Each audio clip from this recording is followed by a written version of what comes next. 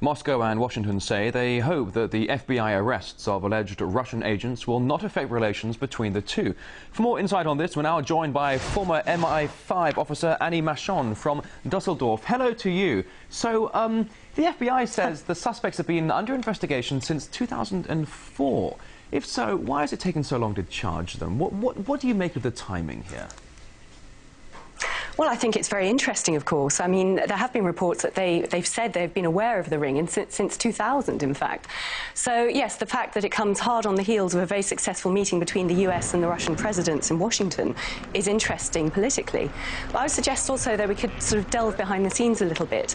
First of all, the intelligence agencies in the US have been very much under attack over the last year or two for a whole number of reasons. Their involvement in things like extraordinary rendition, torture, surveillance of domestic political activists, things like that.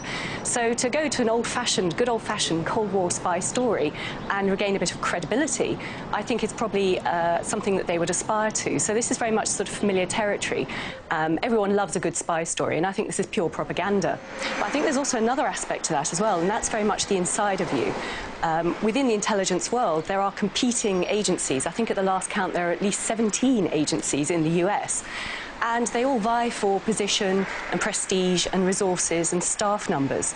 So, of course, if the FBI can produce this wonderful result suddenly out of the blue, then their credit will skyrocket and they will go up the pecking order. So I think there's a whole range of layers behind this sudden arrest, the political only being one of them. So a possible PR stunt here. Let's continue. Neither Moscow nor Washington want this to affect their relations. Now, in your experience, how possible is it for intelligence and politics to be separated in this way? Very difficult indeed, because the intelligence agencies do like to meddle in politics. Sometimes you do get rogue elements within agencies who will go off and do their own thing. I don't think in this case that's what happened. I think it's more likely that perhaps more hardline factions within the American administration perhaps egged on the FBI to try and get them to come up with this result because of the need to keep a sort of strategy of tension between the USA and Russia. Of course, if you have a strategy of tension, then what you get is additional military air bases in the Central Asia area and things like that, which of course is very good for big business, particularly companies like Halliburton that tends to build and supply these sort of bases to the US government. And many people who used to be involved in the old administration, the neocon administration, of course are very closely linked to those sort of companies.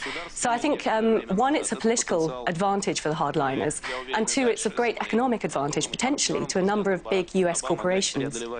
Oh, you've given us some fascinating insight there into the workings of the back wings of Washington, but we've heard about the US Department of State trying to, the State Department distancing itself from the Justice Department's decision. What kind of an inside game does this indicate to you? Well, I think it's interesting. I mean, something about the whole story doesn't ring quite true to me. I used to be a fan of the spy writer Graham Greene, who was a former intelligence officer. He wrote in the middle of the last century. He wrote a very good book called Our Man in Havana, where an MI6 officer in the novel builds up a fake spy ring in order to gain kudos and extra money from his political masters in the UK. So I'm wondering if there might be some element of something like this going on. I'm not too sure. But I think also it's very disingenuous. I mean, I think most people can see that it's a political hot potato within the different departments in the US. And it's very disingenuous that they're making such a big story out of this in the media. Because, of course, other spy rings have been caught in the US in the last decade. Most notably, the so-called dancing Israelis who were arrested shortly after 9/11. They were seen celebrating the collapse of the Twin Towers. And also the alleged art student spy ring, which was rounded up in 2002. And they, again, were supposedly Israeli Mossad agents. Now, both of these spy rings weren't prosecuted, and in fact, the stories have been quietly removed from things like Fox News websites and things. And the spies, or alleged spies, were just quietly deported back to Israel. There was no political hoo-ha, there was no media hoo-ha, and there was no prosecutions. So I think whatever happens to these alleged spies, and let's bear in mind that they are innocent until proven guilty, whatever happens to them is done for political reasons. All right, very interesting insight there indeed. Former MI5 officer Annie Machon from Dusseldorf. Thank you.